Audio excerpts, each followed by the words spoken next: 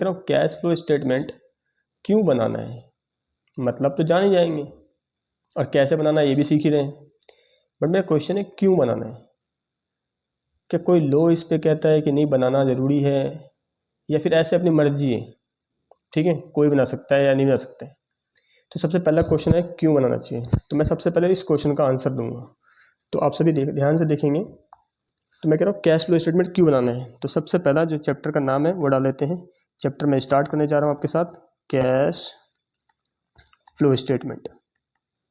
उम्मीद करता हूँ आप सभी मेरे साथ रजिस्टर और पेन लेके बैठे हैं, और क्योंकि ये क्लास है तो इसको क्लास की तरह लेंगे, ठीक है, proper.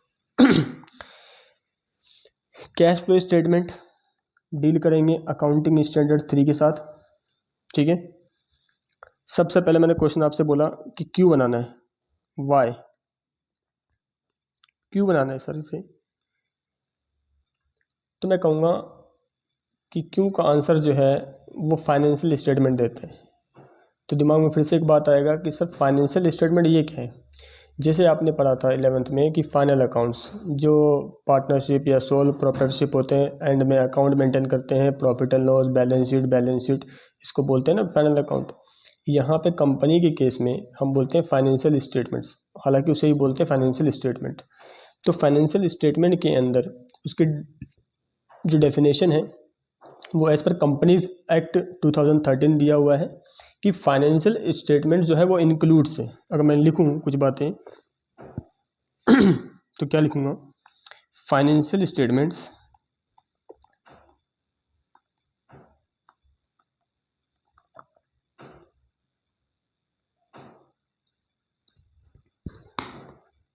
As per companies act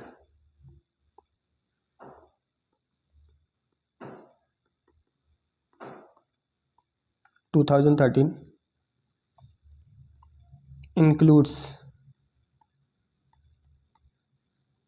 number 1 balance sheet, ये आपने अच्छे से सुना हुआ होगा, ठीक है। Number 2 B part statement of profit and loss, C part cash flow statements, जिसको हम बोलते हैं शॉर्ट वर्ड में CFS। D statement of change in equity, ठीक है। ये बस सुनना है आपने, आपके लिए जो इंपॉर्टेंट बातें हैं बट यही है कि क्यों बना रहे हैं, ठीक है, इसका आंसर दे रहा हूँ मैं। तो statement of change in equity. E में आ जाते हैं आपके पास नोट्स, जिसको बोलते हैं नोट्स टू अकाउंट्स, ठीक है। यानी कंपनी का जो फाइनेंशियल स्टेटमेंट होता है उसके अंदर ये सारे आपको रेडी करने पड़ते हैं, ये सारे अकाउंट्स, ठीक है, मेंटेन करने पड़ते हैं। कौन कौन से, बैलेंस शीट हो गया आपका, स्टेटमेंट प्रॉफिट एंड लॉस हो गया, कैश फ्लो स्टेटमेंट हो गया, and statement of change in equity, notes to account. मैंने इस पर क्रॉस लगाया है। क्रॉस का मतलब ये है कि ये statement of change in equity उस कंपनी के लिए है जो इंड ए सप्लाई करती है। अब ये क्या है, अभी के लिए बस समझ लें इंडियन अकाउंटिंग स्टैंडर्ड, ठीक है। और जो अकाउंटिंग स्टैंडर्ड अप्लाई करती है उसके लिए SOC नहीं बनाना है, मतलब statement of change in equity नहीं बनाना है, ठीक है। तो अब मुद्दा इस बात पे वापस से आते हैं जो मैंने स्टार्ट करवाया कि क्यों। तो कैश फ्लो स्टेटमेंट इसलिए बनाना है क्योंकि ये पार्ट होता है एक फाइनेंशियल स्टेटमेंट का, यानी फाइनेंशियल स्टेटमेंट का पार्ट है। तो कंपनी जब कहती है कि ये स्टेटमेंट तो आपको रेडी करने हैं, क्योंकि हम जो ये फाइनेंशियल स्टेटमेंट बनाते हैं ये फॉर द यूजर्स बनाते हैं। अब वो यूजर्स कौन है, तो हमेशा कई चैप्टर में नाम लूँगा, वो 7 यूजर्स है। हम 7 यूजर्स के लिए काम कर रहे होते हैं, वो 7 लोग। वो 7 लोग कौन कौन से होंगे, मैं कह रहा हूँ मैं जो काम कर रहा हूँ 7 लोगों के लिए, ठीक है। तो मैं इसमें इन्वॉल्व करता हूँ, मान लो एक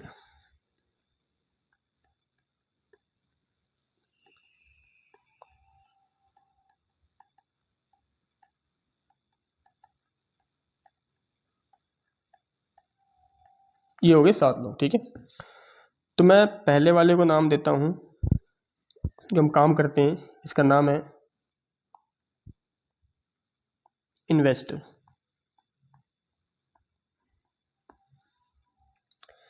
जो कंपनी में पैसा लगाते हैं, ठीक है, इसे क्या बोलते हैं, इन्वेस्टर्स।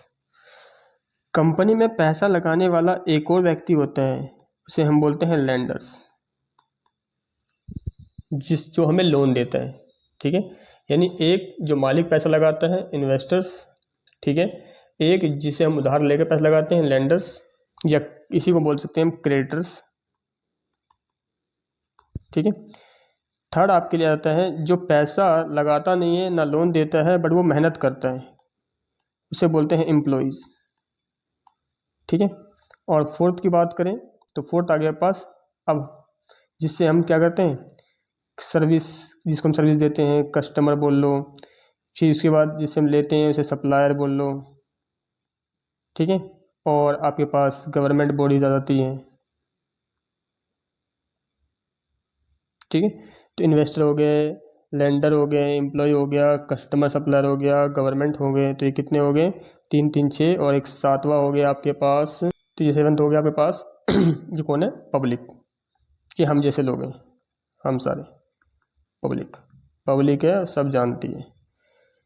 तो हर कंपनी ना, अगर मैं कहूँ आपसे, सारी कंपनी जो है वो इनके लिए फाइनेंशियल स्टेटमेंट बनाती है, इन 7 लोगों के लिए, और ये है वो फाइनेंशियल स्टेटमेंट। इसी का एक पार्ट है कैश फ्लो स्टेटमेंट, यानी हर एक कंपनी को कैश फ्लो स्टेटमेंट बनाना अनिवार्य है, मैंडेटरी है, ठीक है, कोई ऑप्शनल नहीं है, कंपनीज बड़ी याद रखना है। तो क्या दिमाग में ये आता है कि सर वाई तो समझ में आ गया क्यों बनाना है, तो नंबर 2 आप ये बताओ किसे बनाना है, ठीक है, whom टू बी प्रिपेयर, तो मैं कहूँ ऑल कंपनीज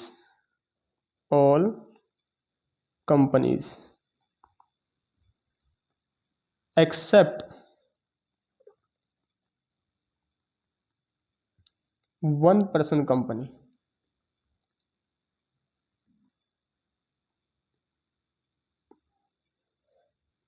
इसका क्या मतलब हुआ, मैं कह रहा हूँ सभी कंपनी को मैंडेट कर रखे हैं कंपनीज एक्ट ने कि कैश फ्लो स्टेटमेंट तो बनाना ही है, बट अगर कोई 1% कंपनी है, अभी के समझ ले, उसमें एक मालिक होता है, ठीक है तो उसे छूट दिया गया कि आपको कैश फ्लो स्टेटमेंट नहीं बनाना, नहीं बनाएंगे तभी चलेगा, ठीक है, बाकी के लिए नहीं चलेगा, ठीक है, याद रहेगा। चलो 2 बातें आपको समझ में आ गया कि वाई क्यों बनाना है और किसके लिए बनाना है, सभी कंपनी के लिए। अगर मैं आपको इससे ऑब्जेक्टिव क्वेश्चन बना के पूछूं, क्या ओपीसी को कैश फ्लो बनाना है मैंडेटरी है, ट्रू और फॉल्स? अगर आपका आंसर आता है ट्रू कि मैंडेटरी है, तो आप गलत हैं, क्योंकि मैंडेटरी नहीं बोला मैंने बोला बनाना नहीं है ओपीसी को, ठीक है, उसे तो बेनिफिट दिया इस चीज़ का कि कैश फ्लो स्टेटमेंट नहीं बनाना है, लेकिन क्या ऑप्शनल है ये, उसकी मर्जी है बनाना, तो क्या आप रोक सकते हैं, तो आंसर इज नो। भाई उसकी मर्जी है कैश फ्लो, मेरी मर्जी है कैश फ्लो बनाना, कोई मना थोड़ी कर सकता है, बट लेकिन मुझ पर कंपनीज लो लग सकता है क्या, नहीं तुम बनाओ, वो कैश फ्लो बनाना ही पड़ेगा, तो आंसर इज नो, मैंडेटरी नहीं है, ठीक है। दूसरा, क्या रिलायंस कंपनी के लिए मैंडेटरी है कैश फ्लो बनाना, तो आंसर होगा यस, मैंडेटरी है, क्योंकि कंपनी है ये, कंपनी इस वर्ड जैसे आ गया, और ये ओपीसी नहीं है, यानी बड़ी कंपनी है। यूँ समझ ले कि अगर मैं आपसे बोलूँ कि लिस्टेड कंपनी को तो बनाना ही बनाना है, जैसे लिस्टेड, इसका मतलब जिस कंपनी के शेयर्स मार्केट में अवेलेबल है, easy to buy easy to sell है, ठीक है, यानी जिसका गूगल पे मैं प्राइस डालूँ और शेयर का प्राइस मिल जाता है, भाव मिल जाता है मुझे, वो लिस्टेड कंपनी जो सेबी के अंदर लिस्टेड है, उन सभी के लिए तो मैंडेटरी है कि बनाना ही है कैश फ्लो स्टेटमेंट, ठीक है। हालांकि मैंने बोल दिया ऑल कंपनीज, याद रहेगा आपको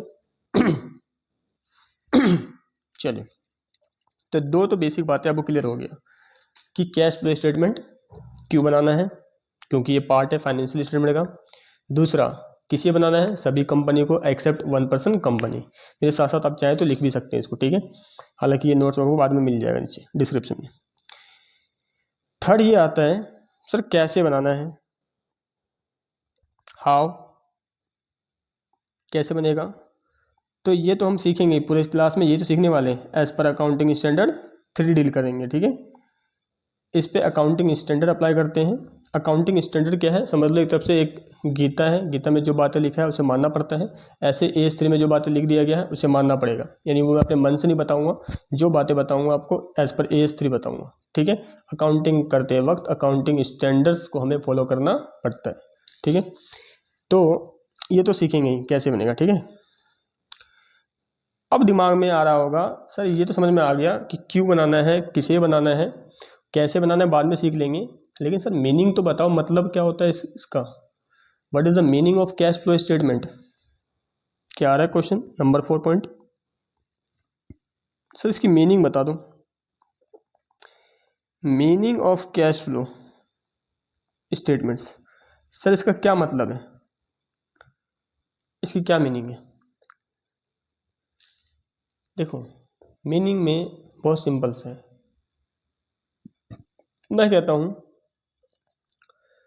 फ्लो का मतलब क्या होता है, प्रभाव, आना जाना। कैश का मतलब तो रोकड़, ठीक है। स्टेटमेंट मतलब विवरण।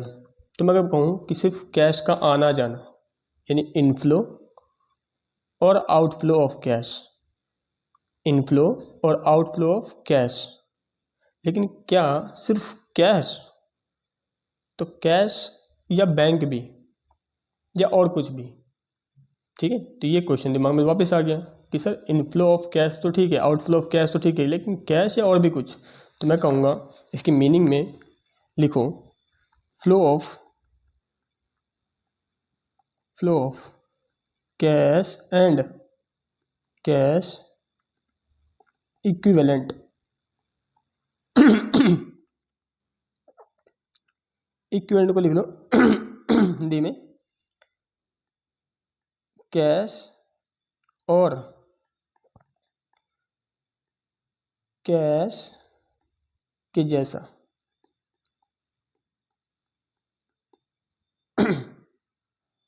जैसा कैश और कैश के समान, ठीक है।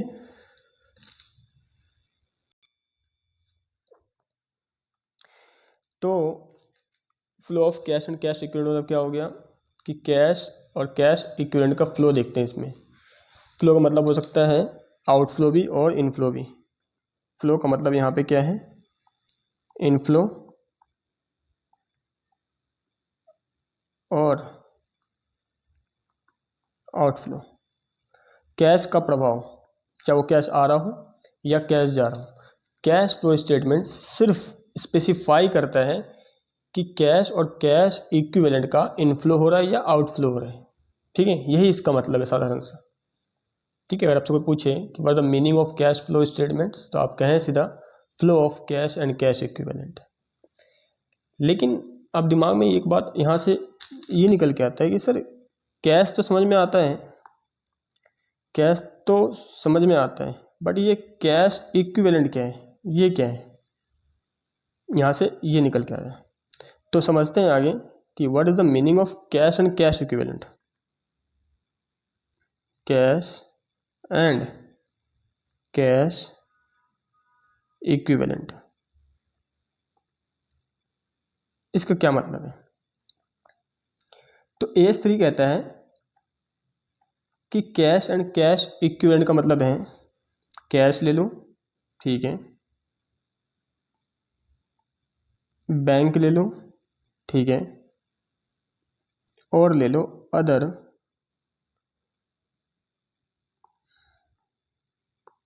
Other short term marketable securities.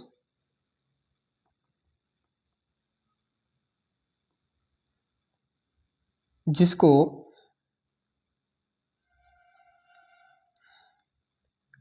Current investment नाम दे दूं मैं अभी के लिए, ठीक है।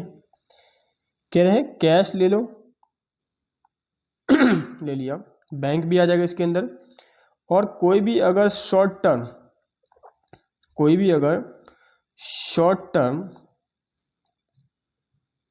मार्केटेबल सिक्योरिटीज है, तो ये भी पार्ट होगा कैश एंड कैश इक्विवेलेंट का, ठीक है।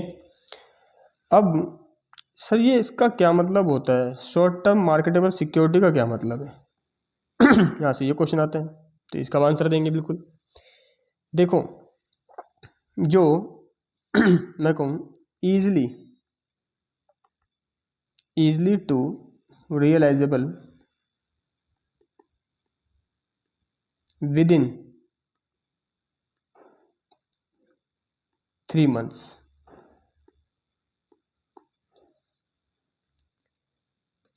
जो easily रियलाइज हो जाए 3 महीने के भीतर।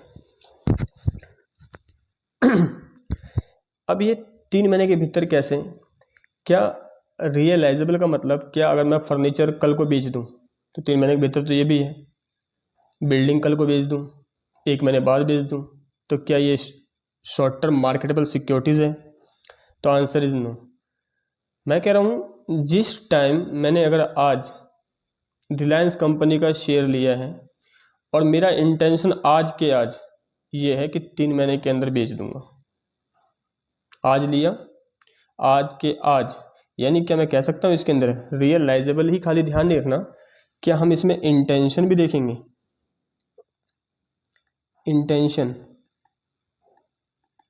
Intention to hold in the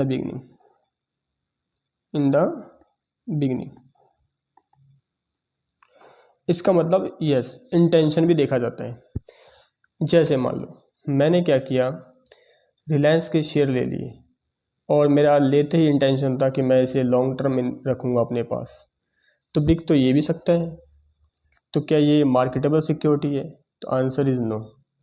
ठीक है, दो बातें होना ज़रूरी है। एक तो इंटेंशन खरीदते टाइम क्या था आपका, और जिसमें अगर मैं बोलूँ तो रिस्क नहीं है। आप ये भी कह सकते हैं इसमें रिस्क नाम की कोई चीज़ नहीं है। अब मैं आपसे पूछता हूँ, मेरे पास एक बैंक ड्राफ्ट यानी बैंक एफडी है मान लो, जो मैंने डाला ही था 2 महीने के लिए, क्या मेरा रिस्क है? Answer is no. क्या ये इंटेंशन था कि 2 महीने में भी निकलवा लूँगा पैसा? यस। तो हम इसे बोलेंगे शॉर्ट टर्म मार्केटेबल सिक्योरिटीज। ठीक है, यानी ये शॉर्ट टर्म इन्वेस्टमेंट बोल सकते हैं इसको। क्लियर है? तो ये क्या है आपके लिए? ये है cash and cash equivalent.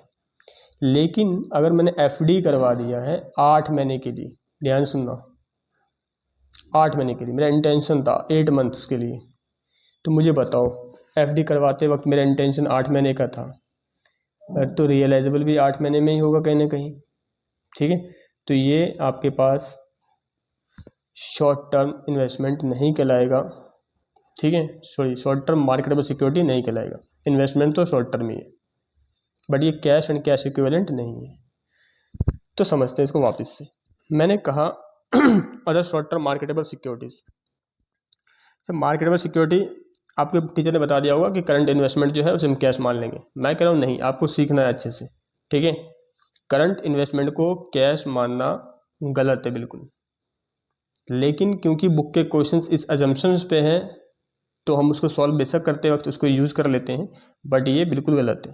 A3 कहता है मार्केटेबल सिक्योरिटीज। तो अब क्वेश्चन में ये भी तो दिमाग में है कि सिक्योरिटी का क्या मतलब है। तो मैं कहूँ कि शेयर्स, डिबेंचर्स, बॉन्ड्स, ये सारे आपके पास जो है मार्केटेबल सिक्योरिटीज है। ठीक है, तो याद रखना है आपको, मार्केटेबल सिक्योरिटीज खरीदते time intention, no risk, risk बहुत ही कम है, ना के बराबर है, और इजी टू रियलाइजेबल हो जाए, विद इन 3 मंथ्स के अंदर हम उसे कैश में रियलाइज करवा सकते हैं। अगर ऐसा है, तीनों चीज़ बात इसमें आ रहा है निकल के, तो उसे हम बोलेंगे ये मेरा कैश एंड कैश इक्विवेलेंट है। कैश में यही गुण है, नो रिस्क, कभी भी कैश ही तो पड़ा है वो, बैंक में भी वही है, तो ये सिक्योरिटी में भी ये गुण होना चाहिए, तो मानेंगे कैश और कैश के समान दिखने वाला आइटम है, अदरवाइज नहीं है। आगे बढ़ते हैं वापस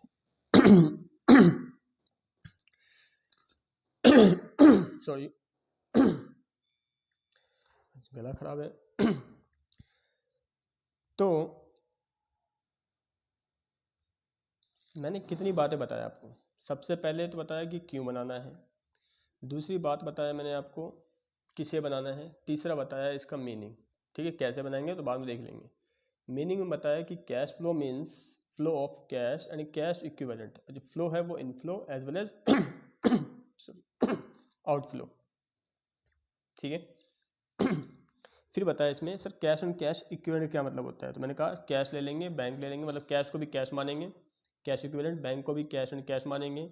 अगर कोई बैंक एफडी है, ओवरड्राफ्ट नहीं बोला मैंने, बैंक एफडी जो easy to realisable within 3 months है उसे भी काउंट कर लेंगे। करंट इन्वेस्टमेंट को भी मान लेंगे, ठीक है, होता नहीं है बट इसमें मान लेंगे। क्यों मानेंगे? क्योंकि आपके 12th के सारे क्वेश्चन ने माना हुआ है, इसलिए कह रहा हूँ।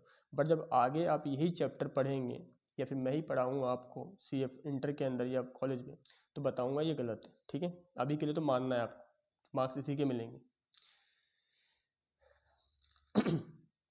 और मार्केटेबल सिक्योरिटी बता दिया, कोई भी इंटेंशन आपका था स्टार्टिंग में 3 महीने का और इजी टू रियलाइजेबल है, रिस्क नहीं है, तो वो भी क्या है, कैश और कैश के समान दिखने वाले आइटम है, ठीक है।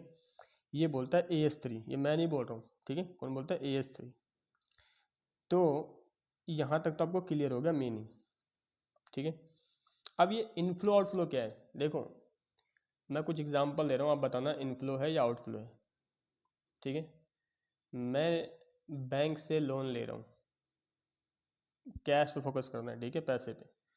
तो मेरे पास पैसा आ रहा है, जा रहा है, तो आप कहेंगे पैसा आ रहा है, इसको बोलते हैं इनफ्लो। मैंने बिल्डिंग परचेज करा, पैसा आ रहा है, जा रहा है, आप कहेंगे बिल्कुल जा रहा है सर, ये है आउटफ्लो।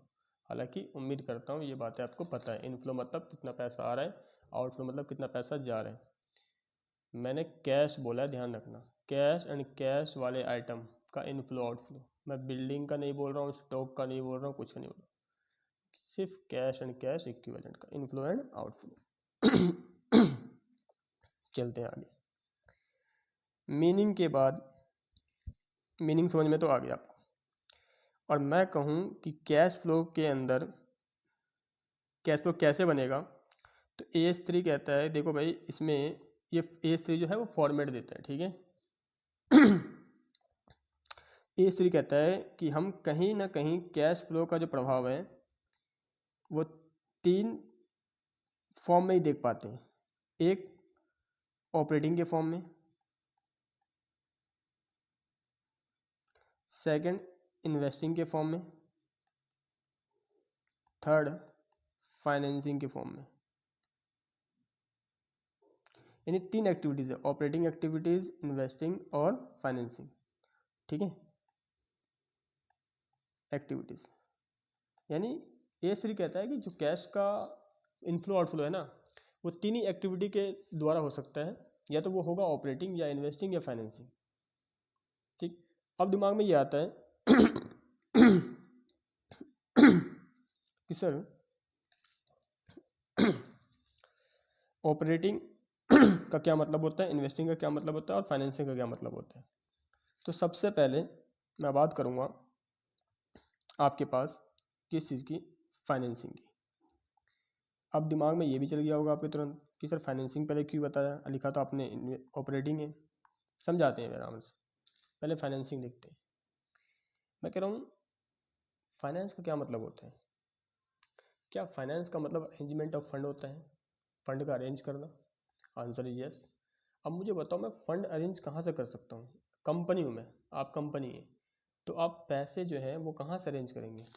तो आपके दिमाग में ये आएगा कि सर सिंपल तो है, कंपनी पैसा कहाँ से लेती है? शेयर इशू करती है, हाँ या ना? पढ़ा भी होगा आपने, issue of share capital. Share issue करती है, वहाँ से पैसा लेती है, मालिक का पैसा, यहाँ से पैसे आते हैं। दूसरा, अगर मालिक से बात नहीं बना तो कुछ हम पब्लिक से उधार लेते हैं, उसको बोलते हैं डिबेंचर इशू कर देते हैं, उसके बदले में डिबेंचर्स, ये बोल सकते हैं, ठीक है। थर्ड, क्या लोन ले सकते हैं? बैंक से लोन ले सकते हैं, यस लोन ले सकते हैं। तो ये सारी जो एक्टिविटी है ये क्या है? फाइनेंसिंग है। आई होप आपको ये बातें समझ में आ रही है अच्छे से। अच्छा सर यही फाइनेंसिंग है और कुछ है? तो मैं इनको कहूँ, इन शॉर्ट कहना चाहूँगा कि देखो, जहाँ आपको ऐसा फील हो कि लायबिलिटी लॉन्ग टर्म में अराइज हो रहा है, ठीक है, या कोई मालिक पैसा दे रहा है, मालिक मतलब किस फॉर्म में देगा? शेयर के फॉर्म में देगा, और बाकी लायबिलिटी लॉन्ग टर्म किसके फॉर्म में अराइज होगा? कोई भी आप सिक्योरिटी इशू करते हैं, डिबेंचर्स, बॉन्ड्स, या फिर कोई बैंक से लोन लेते हैं। लोन के बारे में बताना चाहूँगा, बैंक लोन, चाहे ये बैंक लोन नेचर में शॉर्ट टर्म हो या लॉन्ग टर्म हो फ़र्क नहीं पड़ता, छोटे समय के लिए लोन लो या बड़े समय के लिए लोन लो, है तो ये फाइनेंसिंग। ठीक है, तो ये हो गया फाइनेंसिंग। इसमें और क्या आएगा, तो मैं इसमें प्लस कर देता हूँ इनकी सर्विस कॉस्ट। सर्विस कॉस्ट का मतलब होता है कि मान लो आपने शेयर इशू किया तो आपने जाहिर सी बात है डिविडेंड भी पे करना होगा मालिक को। डिविडेंड क्या होता है, प्रॉफिट का हिस्सा। ठीक है, कमाएंगे तो मालिक को बांटेंगे डिविडेंड। अच्छा, अगर आपने डिवेंचर पे इशू किया होगा तो आपको इंटरेस्ट देना पड़ सकता है, बैंक से लोन लिया तो इंटरेस्ट देना पड़ेगा, तो ये सारे खर्चे क्या होंगे, सर्विस कॉस्ट हो गए। ठीक है, और जब शेयर इशू होता है तो आपको पता ही है प्रीमियम भी आ सकता है, प्रीमियम इशू करते हैं तो प्रीमियम भी जो है वो भी कहाँ का पार्ट है, फाइनेंसिंग का ही पार्ट है। क्या इनका रीपेमेंट भी हो सकता है, मेरा क्वेश्चन है। इसमें सिर्फ लाने का बताया इनफ्लो, क्या आउटफ्लो हो सकता है, तो आंसर इज यस। भाई मैं अगर लोन ले रहा हूँ तो लोन पे भी तो करूँगा, तो पेमेंट जो होगा लोन का वो भी क्या है, फाइनेंसिंग है। क्लियर है यहाँ तक। चलो सर, फाइनेंसिंग का मतलब तो समझ में आ गया कि आपने कहा फंड अरेंज करना। ठीक है, अरेंज कहाँ से करेंगे, मालिक किसे करेंगे, तो उसे शेयर इशू करेंगे, चाहे वो इक्विटी हो, प्रेफरेंस हो, लोन इशू करेंगे, लोन चाहे डिवेंचर के फॉर्म में हो या बॉन्ड्स के फॉर्म में, या फिर बैंक से लोन ले या कहीं से भी लोन ले, लोन होगा। ठीक है, चाहे शॉर्ट टर्म हो या लॉन्ग टर्म। फिर उसके बाद मैंने कहा इससे इसके रिगार्डिंग में कोई भी अगर खर्चा करते हैं आप, तो वो भी क्या है, आपका फाइनेंस का ही काम है, सर्विस कॉस्ट बोलते हैं उसको। तो ये एक्टिविटी होते हैं। तो A3 कहता है देखो ये एक्टिविटी है, फंड को अरेंज करा, पैसा इनफ्लो, पैसा आ रहा है जा रहा है, आप इसका रिकॉर्ड कहाँ करेंगे, फाइनेंसिंग में करेंगे। ठीक है, ओके। फिर कहता है एक कंपनी के अंदर या तो पैसा वो अरेंज होगा या पेमेंट होगा, और या तो उसके बाद कहीं मार्केट में इन्वेस्ट भी तो सकते हैं, इन्वेस्टिंग। इसका मतलब क्या हम पैसा इन्वेस्ट भी करेंगे मार्केट में। जैसे मान लो मैं क्या कह रहा हूँ, मैं नया नया कंपनी, मैंने फंड अरेंज तो कर लिया, मुझे बिजनेस लाने के लिए बिल्डिंग चाहिए, मशीनरी चाहिए, एसेट चाहिए, तो मुझे पैसे लगाने पड़ेंगे ना भाई, इन्वेस्ट करना पड़ेगा इनमें। तो A3 यही तो कह रहा है कि देखो आप पूरे कंपनी के अंदर ना कैश का जो प्रभाव है वो 3 तरीके से देख सकते हैं। फाइनेंसिंग, या तो अरेंज करवाया होगा, लोन वगैरह पैसे लिए होंगे, कहाँ से लिए हैं बताना पड़ेगा। दूसरा, पैसे कहाँ इन्वेस्ट किए। ठीक है, क्योंकि पैसे यहाँ पे जा भी रहा होगा इन्वेस्टिंग में। ठीक है, इन्वेस्टिंग में जा भी रहा है तो वहाँ से आ भी सकता है। ठीक है, जब मैं बोलता हूँ आउटफ्लो तो उसका इनफ्लो भी हो सकता है। ठीक है, ये साइलेंट रहेगा। तो कहते हैं इन्वेस्टिंग में, इसका मतलब मैं कह सकता हूँ कि इन्वेस्टिंग में क्या, अगर कहूँ कैश अराइज, सॉरी, अगर मैं यहाँ पे लिखूँ इन्वेस्टिंग में cash arise from fixed assets, fixed assets या फिर नॉन करंट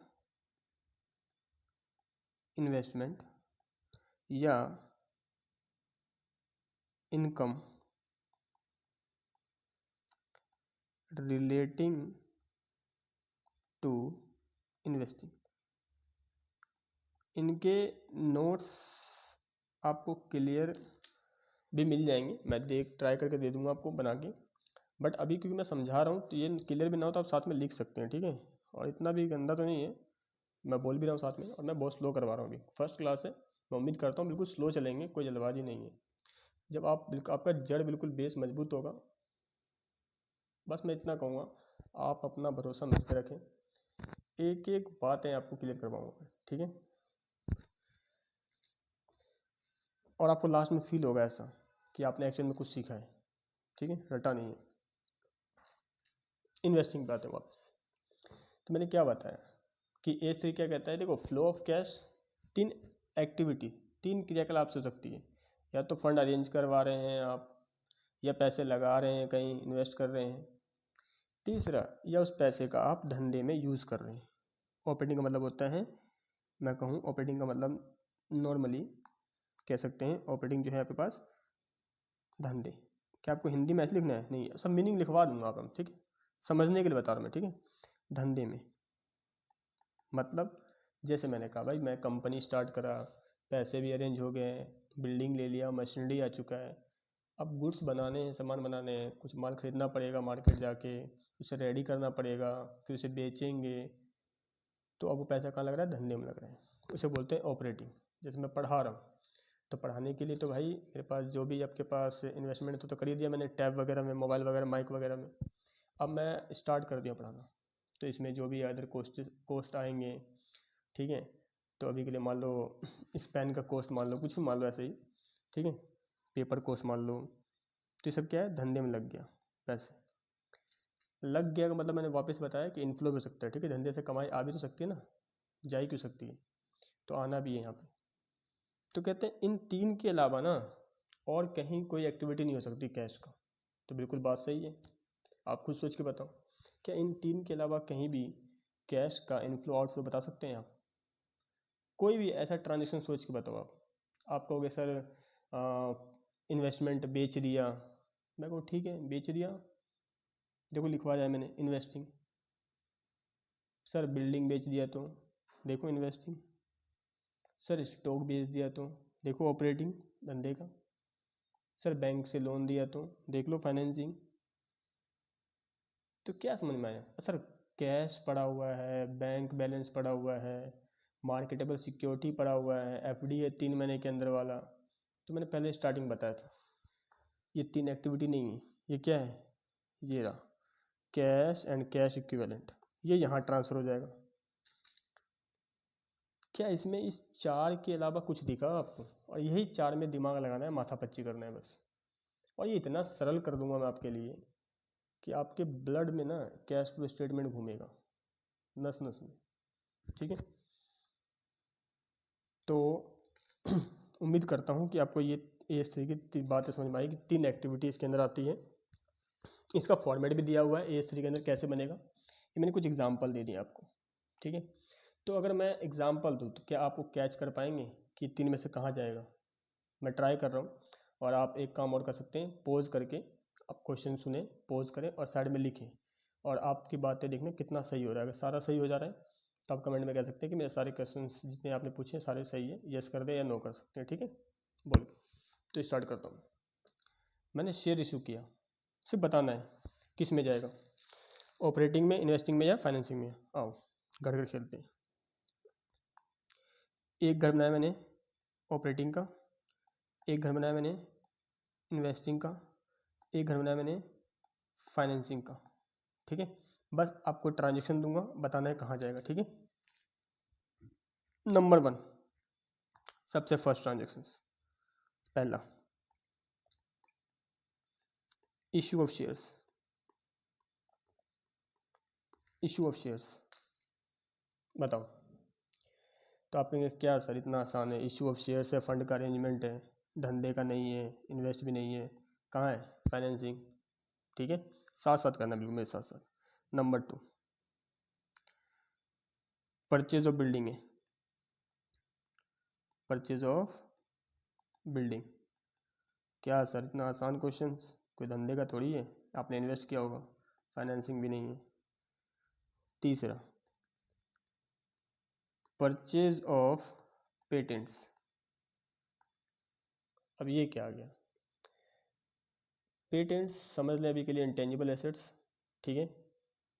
और इंटेंजिबल एसेट्स आपने परचेज करा मतलब इन्वेस्टमेंट करा, ठीक है। तो कहाँ जाएगा ये? इन्वेस्टिंग में जाएगा, फाइनेंसिंग में नहीं आएगा। पेटेंट्स बोल दूँ या फिर मैं गुडविल भी बोल सकता हूँ, ठीक है, गुडविल भी। चलो नंबर 4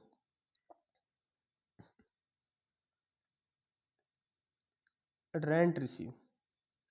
और इसका आंसर जरूर सोच के देना है, रेंट रिसीव कहाँ जाएगा। अब यहाँ पे एक दिक्कत ये है, हो सकता है आप में से बदोजन ने पॉज करके सोचा हो कि रेंट रिसीव है तो भाई धंधे से इनकम, धंधे का इनकम है। बट मैंने आपको क्या बताया, अब सोचो क्या आपका काम था, मेन काम था किराए पे देना, यही आपका ऑपरेशन है? अगर आपका यही ऑपरेशन है तो आंसर आपका बिल्कुल सही है, जो रेंट रिसीव हो क्या है? ऑपरेटिंग है। लेकिन अगर मैं बोलूँ आपसे, मेरा काम तो पढ़ाना है आपको, मेन काम है, फीस लेना है, और मुझे रेंट रिसीव हो रहा है, सोच के बताओ क्या मेरा ऑपरेशन है ये? तो आपका आंसर होगा सर कैसी बात कर रहे हो, ऑपरेशन कैसे हो सकता है ये? आपका काम तो पढ़ाना है।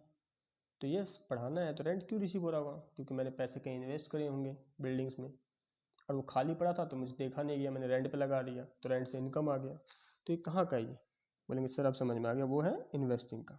अगर क्वेश्चन साइलेंट है, नहीं बता रखा सर धंधा किस चीज़ का है, अब क्या माने आप? तो आप समझो, आपको अंदर से बेस्ट क्या समझ में आ रहा है, फीलिंग आ रहा है? तो आपको बेस्ट समझ में आ रहा होगा कि रेंट रिसीव मेरा इन्वेस्टिंग वाला ही पार्ट है, धंधे का नहीं हो सकता। धंधे का होगा तो क्वेश्चन स्पेसिफाई करेगा कि आपका बिजनेस किसके अंदर है। ठीक है, तो आई होप इतनी बात आपको समझ में आई अभी तक। अच्छा सर, अगर रेंट पेड है तो रिसीव तो बोल दिया, अब पेड, आराम सोच के बता दो। मैं रेंट पे कर रहा हूँ, एक रूम ले रखा है आपको पढ़ाने के लिए, ये रूम ना लेता तो मेरा धंधा नहीं चलता। समझ में आ रहा है? किसका है ये? सर बिल्कुल सिंपल है, आपके धंधे का है खर्चा, यानी ऑपरेटिंग। ठीक है, तो अब मैं बाकी कुछ लिखवा नहीं रहा हूँ एग्जाम्पल, और मैं ऐसे फटाफट बोल रहा हूँ और आपने आंसर देना। ठीक है, थोड़ा सा स्पीड बढ़ाने का मन में सोचना, आंसर देना फटाफट। कलेक्शन फ्रॉम डेटर, अब दिमाग में सर डेटर से कलेक्शंस, डेटर देनदार होता है, बिजनेस का ही होता है वो तो, और बिजनेस मतलब धंधे का। सर ऑपरेटिंग, बिल्कुल सही। पेमेंट टू क्रेडिटर्स, अच्छा क्रेडिटर को पेमेंट दिया सर, ये भी क्रेडिटर धंधे का ही होगा। और एक बच्चा एक्स्ट्रा सोच सकता है, सर क्रेडिटर लेनदार, लेनदार तो लेने वाला होता है पैसा, वो तो लोन दिया हो क्या पता, और क्या पता सर उसने एसेट आपको बेचा, उधार में बिल्डिंग बेचा हूँ, लेनदार तो वो भी है। तो जब मैं क्रेडिटर वर्ड बोल रहा हूँ, क्रेडिटर कॉमनली बिजनेस के अंदर ना गुड्स के लिए यूज़ होता है ज़्यादातर, तो जो ज़्यादातर निकल के आता है वो क्रेडिटर धंधे का ही है। मैंने आपको पढ़ाया, आपने फीस नहीं दिया, मैं मान सकता हूँ, मैंने सर्विस तो दे दी आपको, ठीक है, और आपने मुझे फीस नहीं देता, आप तो देनदार हो गए। लेकिन यही मान लो कि मैंने आपसे मार्कर खरीद लिया, अब मार्कर की बिना पढ़ाई तो होगा नहीं, तो आप मेरे कौन बन गए? लेनदार बन गए, क्रेडिटर्स। ठीक है, तो क्रेडिटर को पेमेंट दिया तो ये भी धंधे का ही है, तो कहाँ जाएगा? ऑपरेटिंग में। क्रेडिटर फॉर मशीन है, अब बताओ सर, अभी तो आपने कहा क्रेडिटर, मैंने अब आगे ये भी तो बोला मशीन, मैंने मशीन खरीदा था भाई, तो ये कहाँ है? तो सर ये ऑपरेटिंग का तो नहीं है क्रेडिटर, तो कहाँ पे डील करेंगे इसका? तो ये डील जहाँ भी होगा वो बाद की बात है, अभी के लिए समझे कि क्रेडिटर फुल मशीन है। इसका मतलब पहली बात तो हम पढ़ रहे हैं कैश फ्लो स्टेटमेंट, और सर कैसी बात कर दी आपने, क्रेडिटर उधार है, मतलब मशीन लिया था उधार है, पैसे दिए नहीं, ना इनफ्लो ना आउटफ्लो, कहीं नहीं जाएगा ये, बिल्कुल सही है कहीं नहीं जाएगा, यही आंसर है, कहीं नहीं जाएगा, क्योंकि चैप्टर का नाम ही क्या है? Cash flow statement. ये भी तो कैच करना है ना, कितना पैसा आ रहा है, कितना पैसा जा रहा है। मैंने पहले ही कहा था, बिल्डिंग का आना जाना कोई प्रभाव नहीं इसके अंदर। ठीक है, कैश मुद्दा रखना है, कैश पे जोर लगाना है, कैश कितना आ रहा है, कितना जा रहा है। आई होप ये बेसिक जो है ना, ये बेसिक बात है छोटी छोटी, ये आपको क्लियर हो रही है, मैं इतना उम्मीद कर रहा हूँ।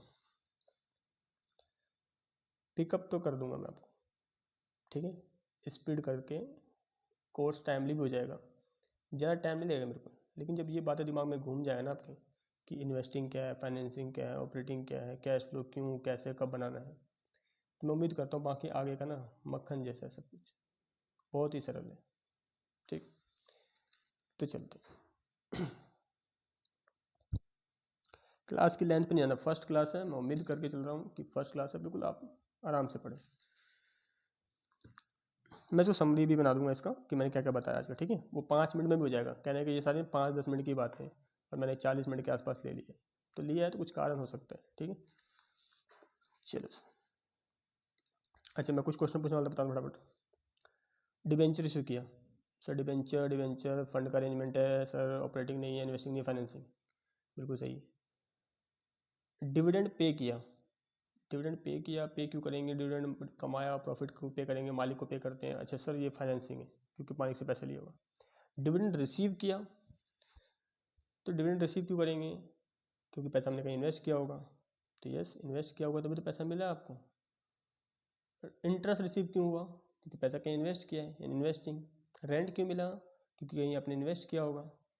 लेकिन मेरा एक क्वेश्चन है, क्या बैंक वालों का काम यही है, इंटरेस्ट पे पैसा देना लेना, फाइनेंस करवाना, इन्वेस्ट करना, वहाँ से इंटरेस्ट लेना, एफडी जमा करवाना लोगों की? यस और नो? यस। तो AS3 क्या कहते हैं कि देखो, अगर वो बैंकिंग सर्विस है जिसका काम ही है फाइनेंस का, या NBFC है, तो भाई उसका ये धंधा फाइनेंसिंग का थोड़ी होगा, इन्वेस्टिंग का थोड़ी होगा, ये कहाँ का होगा? ऑपरेटिंग होगा। उसका मुख्य धंधा यही है। बैंक में देखना बार बार वो इंटरेस्ट पे करता है, इंटरेस्ट रिसीव करता है, एफडी लगता है, तो ये सब क्या है उसके लिए? ऑपरेटिंग है। तो यहाँ से ऑब्जेक्टिव क्वेश्चंस पूछ सकते हैं आपके पास। अगर कहेगा XYZ जो बैंकिंग सेक्टर से है या NBFC है या फाइनेंस सेक्टर से, उन्होंने इंटरेस्ट पे किया है, कहाँ जाएगा? तो दिमाग में ना रटना नहीं है। आप बोलेंगे बहुत बच्चे फाइनेंसिंग में, भैया ने बोलता फाइनेंसिंग में, मैं कहता हूँ नहीं, क्योंकि ये बैंकिंग सेक्टर का है, फाइनेंस सेक्टर वाली कंपनी है, तो ऑब्वियस सी बात है इसका मुख्य धंधा बिजनेस का ही है, बिजनेस ही तो है उसका, तो कहाँ जाएगा ये? ऑपरेटिंग। ठीक है, क्लियर है? चलो, तो मैं जहाँ जितनी बातें बताया इसको फटाफट 2 मिनट में ना रिकॉल करवा देता हूँ। ध्यान सुनना, फोकस वापस से। सबसे पहले मैंने बताया चैप्टर का नाम है cash flow statements. Done. Deal क्यों करेगा इसे? AS3। फॉर्मेट कौन देगा? AS3। कैसे बनाना है? कौन बताएगा? AS3। क्यों बनाना है? क्योंकि ये पार्ट है फाइनेंशियल स्टेटमेंट का, इसलिए बनाना है कंपनीज एक्ट के द्वारा। तीसरी बात है, किसे बनाना है कैश फ्लो स्टेटमेंट? सभी कंपनी को बनाना है, OPC को छोड़कर। OPC को बोला है तुम्हारे पास इसे बनाने के लिए कोई मैंडेटरी नहीं है, तुम्हारा ऑप्शनल है, तुम्हें बनाओ या मत बनाओ तुम्हारे ऊपर है, ठीक है, लेकिन सभी कंपनी को बनाना जरूरी है। मेरा क्वेश्चन है, क्या सभी लिस्टेड कंपनी बनाना जरूरी है? यस। अनलिस्टेड? Yes. OPC? No. Firm? No. Sole proprietorship? No. क्या बना सकती है? यस। मैंडेटरी नहीं है, वर्ड याद रहेगा। Very good. नेक्स्ट, फिर मैंने बताया आपको कि कैश फ्लो क्या मीनिंग है, तो आपने कहा सर सिंपल तो है, कैश फ्लो मतलब कैश का इनफ्लो आउटफ्लो। तो मैंने कहा कैश का नहीं, कैश एंड कैश। तो कहूँ आपसे कि भाई मीनिंग में क्या लिखना है आपने? Flow of cash and cash equivalent, flow inflow as well as outflow. और कैश एंड कैश इक्विवेलेंट क्या मतलब होता है? तो आप कहेंगे सर कैश और कैश के समान दिखने वाले आइटम। अब कैश के समान कौन कौन सा दिखता है? कैश दिखता है, बैंक दिखता है, short term investment, marketable securities. मैंने मार्केटेबल सिक्योरिटी बोला, पर आपके बुक फॉलो करते हैं करंट इन्वेस्टमेंट को भी कैश मानते हैं, तो आप भी मान लेंगे, ठीक है इस चीज़ को। हालांकि मैंने कहा कि बाद में आप समझ जाएंगे कि ऐसा क्यों होता है, ठीक है, मानना नीचे में। अच्छा, फिर मैंने बताया कि कितनी एक्टिविटीज़ है कैश फ्लो के अंदर। कैश का जो इनफ्लो आउटफ्लो है वो 3 ही एक्टिविटीज से हम पता कर सकते हैं, ठीक है, इसके अलावा और कुछ नहीं हो सकता। चाहे आप कितनी भी ट्रांजेक्शन दे दें मेरे को, या तो वो फाइनेंसिंग का काम होगा, या पैसे इन्वेस्टिंग का काम होगा, या फिर अब धंधे का होगा, यानी ऑपरेटिंग का होगा। 3 एक्टिविटी। तो वापस से बोले, सीक्वेंस में बोले, operating activities, investing activities and financing activities. सबसे पहले ऑपरेटिंग, फिर इन्वेस्टिंग, फिर फाइनेंसिंग, ठीक है। इसका भी कारण दूंगा कि नाम ऐसा तीनों क्यों है। तो अभी के लिए बस सुनना है आपने। पहला कौन सा बताया मैंने? ऑपरेटिंग, दूसरा इन्वेस्टिंग, तीसरा फाइनेंसिंग, ठीक है। ये बताया मैंने, इसका मतलब क्या? फाइनेंसिंग में क्या आएगा? मैंने कहा कि देखो फाइनेंस का काम पैसे का लेन देन, कहाँ से फंड अरेंज करवाया, मालिक से किया तो कैपिटल के फॉर्म में होगा, पब्लिक से किया उधार मांगा तो लोन के फॉर्म में होगा, तो ये सब फाइनेंसिंग में। और इससे रिलेटेड एक्सपेंस भी क्या है? फाइनेंसिंग में। फिर इन्वेस्टिंग में क्या है सर? पैसा जितना इन्वेस्ट किया, चाहे वो बिल्डिंग में किया हो, इन्वेस्टमेंट में किया हो, ठीक है, मशीनरी में किया हो। तो मैंने जितने एग्जाम्पल लिए, आपने एक बात नोटिस करा, जब मैं इन्वेस्टमेंट बोल रहा हूँ, क्या मैंने बोला आपको कि करंट इन्वेस्टमेंट, करंट एसेट्स, ऐसा बोला है?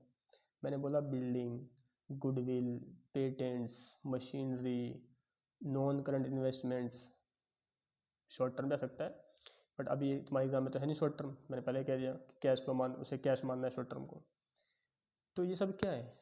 तो सर ये सारे ना फिक्स एसेट्स, लिखवाया भी था मैंने, देख लेना, ठीक है। अच्छा, फाइनेंसिंग में क्या है सर? शेयर कैपिटल और नॉन करंट लायबिलिटी, और बोरोइंग्स में चाहे शॉर्ट टर्म है लॉन्ग टर्म है। अगर मैं आपसे पूछूं कि मुझे बताओ एक बैलेंस शीट में, ध्यान से, अगर मैं ऐसे ही बता रहा हूँ सिर्फ बैलेंस शीट नॉलेज के लिए, बैलेंस शीट्स में क्या फिक्स एसेट्स आता है? आप बोलेंगे हैं, यस। करंट एसेट्स आता है, यस। टोटल आता है, यस। क्या शेयर होल्डर फंड आते हैं जिसमें share capital, reserve and service पढ़ा होगा आपने, फिर आता है आपके पास नॉन करंट लायबिलिटी, फिर आता है करंट लायबिलिटी। क्लियर है? तो मैंने क्या कहा, जितने फिक्स एसेट्स है ये डील कहाँ पे होगा? सर अभी तो बताया आपने, इन्वेस्टिंग में होगा ये। Very good. और जितनी नॉन करंट लायबिलिटी है वो कहाँ डील होगा? सर ये फाइनेंसिंग में होगा। Very good. Share holder fund कहाँ होंगे सर? ये फाइनेंसिंग में होगा। और करंट में भी अगर कोई लोन है, कोई लोन, ध्यान रखना लोन बोला मैंने, ये भी कहाँ होगा? सर फाइनेंसिंग में होगा। यानी फाइनेंसिंग में ही चला गया, इन्वेस्टिंग में ही चला गया, तो इसका क्या करें फिर? Current asset, current liability, this is working capital. और वर्किंग कैपिटल धंधे का होता है, इसलिए जाहिर सी बात है कहाँ जाएगा? ये ऑपरेटिंग में। और ये साइलेंट भी है। जब आपको मालूम चल चुका है कि भाई फाइनेंसिंग में क्या है, इन्वेस्टिंग में क्या है, तो जो जो बच गया ना, जो फाइनेंसिंग नहीं है, इन्वेस्टिंग नहीं है, तो वो धंधे का है, ऑपरेटिंग है। जिसका कोई नहीं उसका गंगा, इसको मैं बोलूँगा गंगा। जहाँ डाल दो गंगा में डाल दो, बहा दो इसको। ठीक है? तो आप इस चीज़ को रिलेट भी कर सकते हैं। ठीक है? कि अगर फाइनेंसिंग नहीं है, इन्वेस्टिंग नहीं है, तो कहाँ डाल देंगे इसको? गंगा में डाल देंगे, यानी ऑपरेटिंग में। ऑपरेटिंग एक एस कहता है रेजिडुअल है, जो इसका नहीं, इसका नहीं, वो इसका, ऑपरेटिंग का। ठीक है? तो एस थ्री ने क्या बोला है कि इन्वेस्टिंग के बारे में तो बोल दिया, क्या क्या है, फाइनेंसिंग के बारे में बोल दिया, रेजिडुअल जो बिजनेस ऑपरेशन है वो तो लेंगे लेंगे, और जो अदर में नहीं आएगा वो इसमें आ जाएगा। ये इसकी डेफिनेशन है, मीनिंग है। तो उम्मीद करता हूँ ये बातें आपको क्लियर समझ में आई अच्छे से। आपको लग सकता है कि बहुत स्लो चल रहा हूँ मैं, और ये बातें शायद आपको पहले से पता भी हो या ना भी पता हो। मैं उम्मीद करता हूँ पता भी ना तो उसको दिमाग से साइड निकाल दे, चैप्टर आपने पढ़ा हुआ है, मैं पढ़ा रहा हूँ, लुफ्त ले इस चीज़ का, मज़े लें ऐसे ही पढ़ के। ठीक है? ये सारा पीडीएफ आपको ऐसे मिल जाएगा तो। ठीक है? इसके नोट्स वगैरह जो मैं हमेशा क्लास में लिखवाऊँगा, तरीका बता दूँ पढ़ने का, मेरे साथ साथ नोट्स लिखना है। जब मैं एग्जाम्पल करवाऊँगा एग्जाम्पल लिखना है, साथ में करना है आपने, साथ में चलेंगे आगे, आप भी करेंगे मैं भी करूँगा, तभी आप अच्छे से सीखेंगे इस चीज़ को। और आप एक दिन पाएंगे इस चैप्टर करने के बाद एंड में पहुँचेंगे, आपको फील होगा कि चैप्टर आप कभी भी किसी भी लेवल पे आएगा ना वहाँ भी कर लेंगे। मैं आपसे कहूँ जितने बातें मैं यहाँ बता दूंगा ना, कॉलेज में ना पढ़ने की ज़रूरत नहीं है, बीकॉम में इतना पढ़ा हुआ ध्यान रहना, कर लेंगे एग्ज़ाम्स। सीए इंटर में 70% पढ़ने की ज़रूरत नहीं है, यही चीज़ें हैं जो बता रहा हूँ मैं आपको। 30% बस एडवांस है क्वेश्चंस और एक मेथड है, बाकी सारा यही है। आज मैं बता रहा हूँ यही इंपॉर्टेंट है, मैं बताऊँगा ऐसा क्यों। ठीक है? तो मैं आज उम्मीद करता हूँ तो थ्योरी बातें ना ख़त्म कर दूँगा आज। ठीक है? तो अराउंड लगभग 1 घंटा होने को है, तो कुछ बातें मैं और बताना चाहता हूँ, सुनना ध्यान से। यहाँ आगे चलते हैं और मैं आपको क्या बताना चाहता हूँ कि सर कैश फ्लो जो स्टेटमेंट है ना, कैश फ्लो स्टेटमेंट AS3 जो डील करती है, क्या इसे बनाने के फॉर्मेट या मेथड दिए हैं? तो मैं कहूँगा यस, 2 मेथड है इसके। एक मेथड का नाम है डायरेक्ट, एक मेथड का नाम है इनडायरेक्ट।